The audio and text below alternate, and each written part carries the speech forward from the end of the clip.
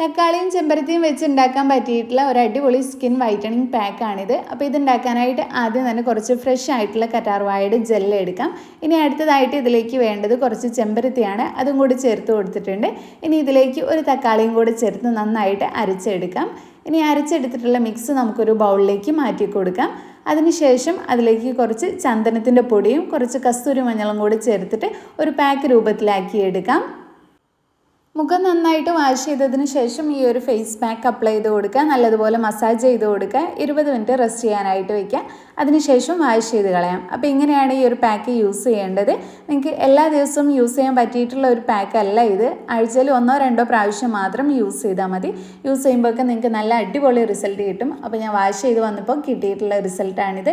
ഒരൊറ്റ യൂസിൽ തന്നെ നമ്മൾ ഷോക്ക് ആകുന്ന രീതിയിലുള്ള അത്രയ്ക്ക് നല്ല റിസൾട്ട് വരാൻ സഹായിക്കുന്ന ഒരു പാക്കാണിത്. അപ്പോൾ നിങ്ങളെല്ലാവരും ട്രൈ ചെയ്ത് നോക്കുക. നിങ്ങൾക്ക് റിസൾട്ട് കിട്ടി.